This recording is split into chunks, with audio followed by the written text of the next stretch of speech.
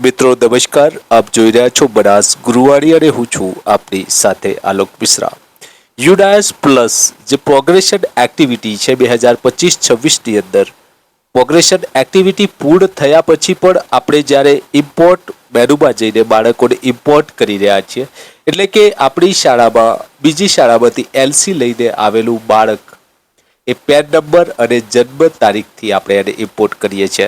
ત્યારે ઘણા બધા સબસ્ક્રાઈબર મિત્રો છે, એમને પ્રશ્ન આવી રહ્યો છે કે આવા બાળકો ઇમ્પોર્ટ થતા નથી, તો શું કારણો છે અને એની એરર કેવી રીતે આપણે સોલ્વ કરવાની છે, એના માટેનો મિત્રો મહત્વનો વિડીયો છે। બનાવી રહેજો વિડીયોના લાસ્ટ સુધી।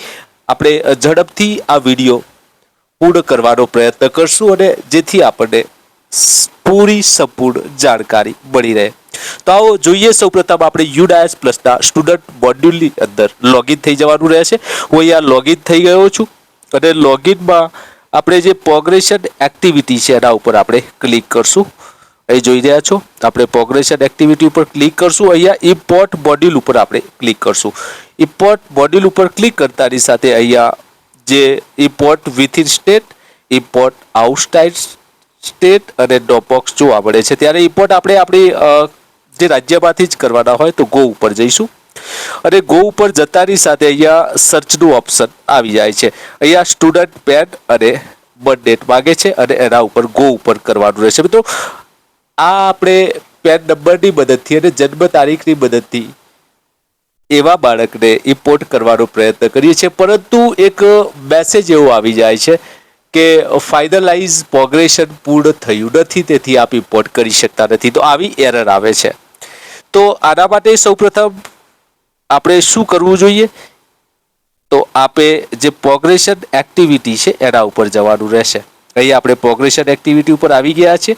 અહીંયા પ્રોગ્રેશન મોડ્યુલ અહીં જોઈ રહ્યા છો, એની બાજુમાં પ્રોગ્રેશન યુઝર મેન્યુઅલ છે, વ્યૂ સમરી છે, પ્રોગ્રેશન સમરી સેક્શન વાઇઝ છે અને ફાઇનલાઇઝ પ્રોગ્રેશન છે। તો મિત્રો અહીંયા જે મહત્વની બાબત છે, આપણે બાળકો ઇમ્પોર્ટ નથી કરી શકતા એનું મુખ્ય કારણ છે કે ફાઇનલાઇઝ પ્રોગ્રેશન આપણું બાકી છે।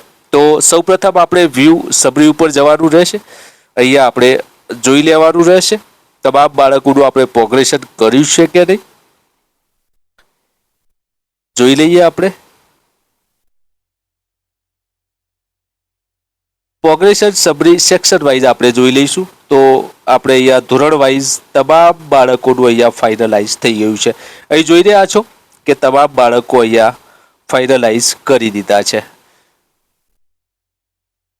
ફરીથી આપણે પ્રોગ્રેશન એક્ટિવિટી ઉપર આવવાનું રહેશે અને જે છેલ્લું ઓપ્શન છે ફાઇનલાઇઝ પ્રોગ્રેશન, તો મિત્રો અહીંયા જોઈ રહ્યા છો કે આ તમામ જે 24-25 ટુ ફાઇનલ જે પ્રોગ્રેશન છે આપણી શાળાનું બાકી છે, તો અહીંયા આપણે ટિક માર્ક કરવાનું રહેશે અને સબમિટ બટન ઉપર ક્લિક કરી દેવાનું રહેશે। અહીં જોઈ રહ્યા છો કે schools progression finalise for the academic year 2024-25 માટે ઓકે થઈ ગયું છે। અહીંયા ઓકે કરી દેવાનું રહેશે અને ઓકે કર્યા પછી હવે આપ સરળતાથી ઇમ્પોર્ટ મોડ્યુલમાં જઈને ગો બટન ઉપર જઈને અહીંયા સ્ટુડન્ટ પેન અને જે બર્થ ડેટ નાખતા અને ગો ઉપર જતાની સાથે આપ સરળતાથી અન્ય શાળામાંથી આવેલા બાળકને ઇમ્પોર્ટ કરી શકો। તો મિત્રો આ હતી મહત્વની એરર, જેના કારણે બાળકો ઇમ્પોર્ટ નહોતા થઈ શકતા।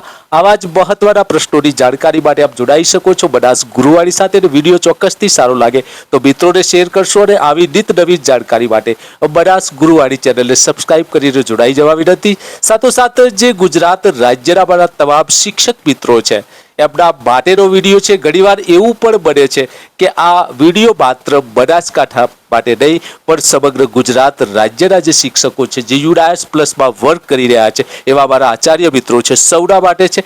અને આવા પ્રશ્નો અને એરરની જાણકારી લઈને આપણે આવતા રહીએ છીએ। ફરીથી મળીશું એક નવા વિડીયો સાથે, એક નવી માહિતી સાથે। આભાર। જય હિન્દ, જય ભારત, વંદે માતરમ।